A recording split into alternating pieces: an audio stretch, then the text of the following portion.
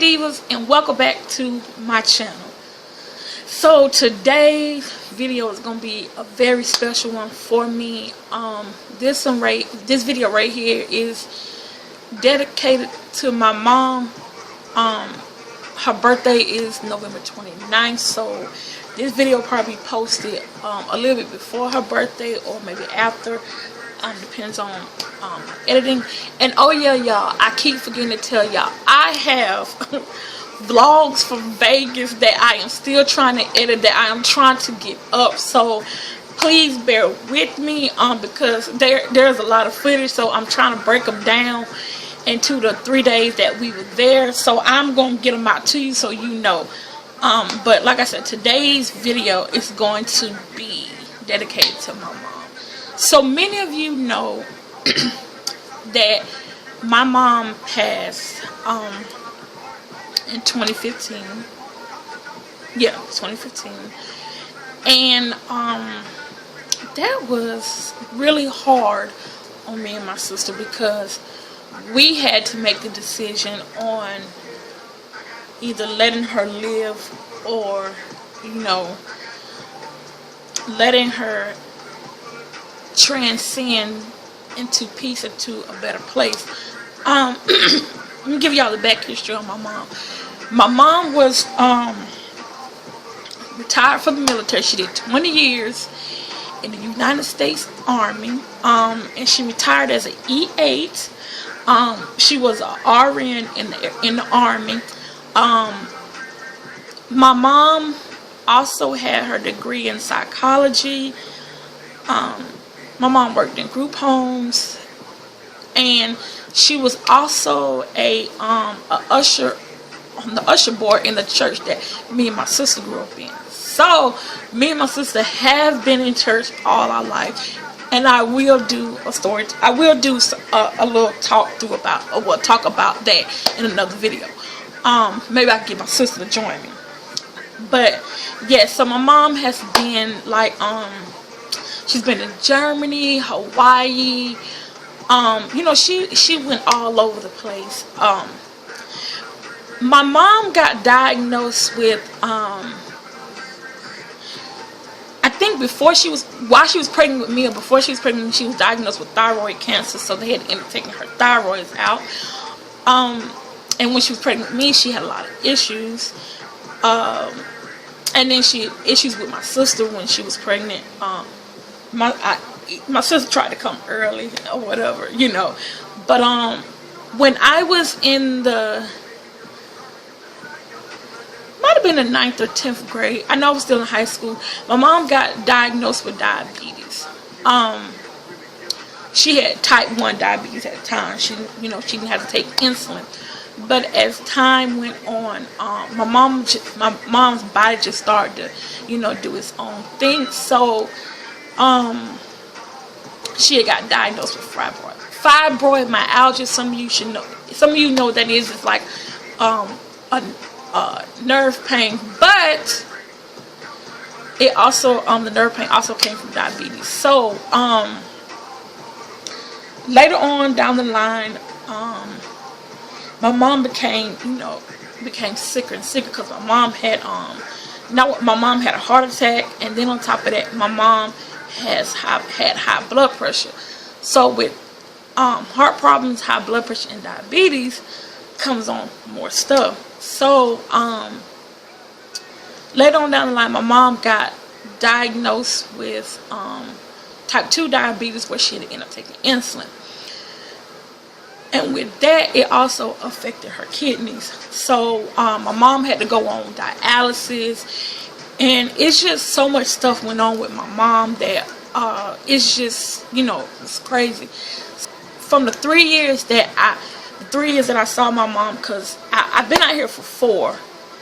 Yeah, I've been out here for almost 5. So the 3 years that I was out here, to see my mom go from 100 and something pounds to 80 something pounds within 3 years, y'all, was very shocking. And like, just, I don't know, I saw my mom deteriorate before my eyes. my mom stayed in and out the hospital. There were times where you know, her sugar would drop and we would have to call an ambulance, and you know, she'd be in the hospital. Then later on down the line, my mom started having a lot of seizures. Then then came on with the her stomach, to where her stomach stopped working. My mom lost a lot of weight. So it was just in and out the hospital, feeding tubes, you know, trying to figure out, you know, what was going on, you know.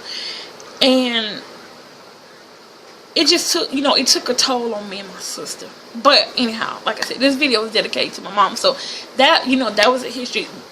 So with that, my mom ended up, okay. My mom was admitted to the hospital one day from dialysis. She had pneumonia. Now, we all know when you, if you're dealing with a person that's very sick, when they have pneumonia, you have to take a lot of precautions. So with my mom, this is not the first time she ever had pneumonia. So I already knew the procedure. My mom was supposed to stay in the hospital for 10 days, you know, or whatever, on antibiotics. Now, mind you, y'all, my mom had like 4 amputations. She had 2 of her legs, both of her legs cut off within 6 months of each other. Then she had to get 2 of her fingers cut off. So I'm just gonna fast forward to. So my mom was in the hospital, and they released her and she went back to the group home. The next day we were called to the hospital because they were saying that my mom was there and that we need to get there because they had to do CPR. Y'all, when I got there to the hospital to see my mama, it was just I don't even want to think about it. So my mom had coded twice in the ambulance. And when you code so many times, you lose a lot of oxygen to your brain. So they were like, you know, we're going to see if she's going to have any brain damage. Y'all, my mom did not wake up. So they rushed my mama to ICU. She was on life support. And because she had so much fluid on her lungs, that's what made her, you know, cold out. So she was on diabetes and stuff. And what they end up doing, not diabetes, dialysis. So they end up cooling her body down, you know, and they had all this stuff going on. So when my mom, they were saying that there was no chance that my mom could wake up again. And if she did, you know, there's no telling. So, me and my sister, you know, we prayed. My daughter's godfather, he came. You know, he sat with my mom at the hospital for 3 days around the clock. And I remember the day it was a Sunday, we came and my mom was awake.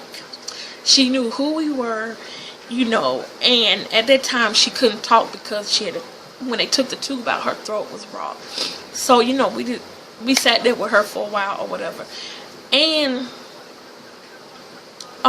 they kept her in ICU for about 2 days. And so by that time she was in ICU for about 4 days. So they switched her from another floor. Now, y'all, when they switched my mom, she didn't talk. My mom didn't talk. She didn't know who we were or whatever.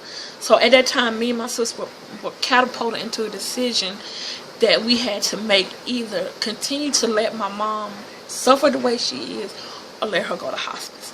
So me and my sister, we prayed and we decided to let her go to hospice. And that was the hardest decision for me and my sister, y'all. The hardest. So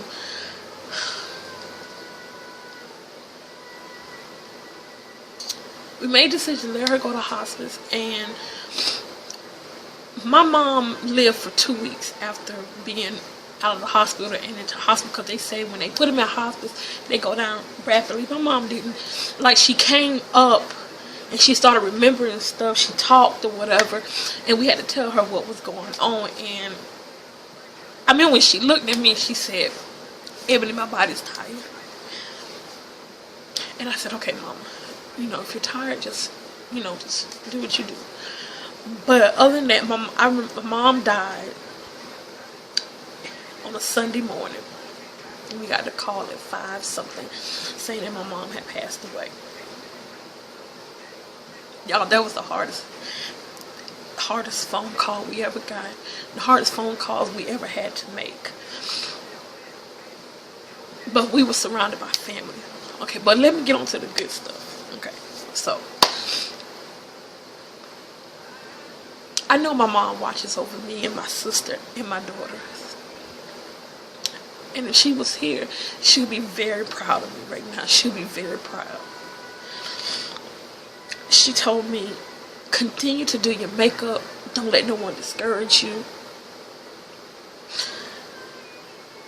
And she said, she said, I'm proud of the mother that you are. She said, I'm proud of your sister, of the airman that she is. I'm proud of my grandbabies.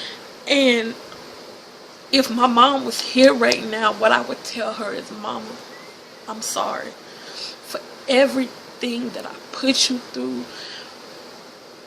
Mom, I'm sorry for not listening to you when you tell me stuff. There were things that my mom told me and I didn't listen. And girls, one thing I would tell you, listen to your moms. They know.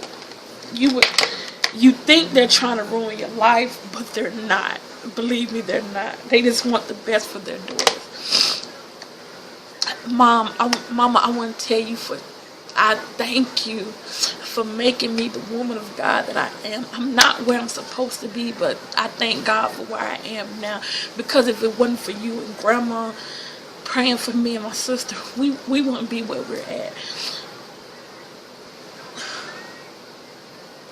Mom, I just thank you for loving me. I just thank you for loving the person that I am. And I wish that I could hug you one more time. I wish I could kiss you one more time, Mama. There's just things that I wish that you were here for right now. Y'all, my mom was an exceptional woman. A woman of God. She was a hothead. Don't mess with her kids. Don't mess with her grandbabies. My mom would give you the shirt off of her back. My mama would cook for you if you were hungry. My mama just cooked all the time. And she was the best mother. She was the best grandmother. I just love my mama. I just love my mama to death. And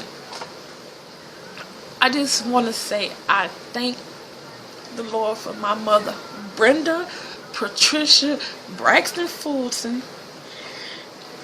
And I know, like I said, I know she's in heaven smiling down on us, looking down and saying, look at my babies.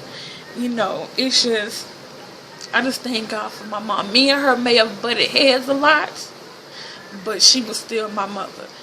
And I still respected her. So, this is, like I said, this is a tribute to my mom because I love her and I truly miss her.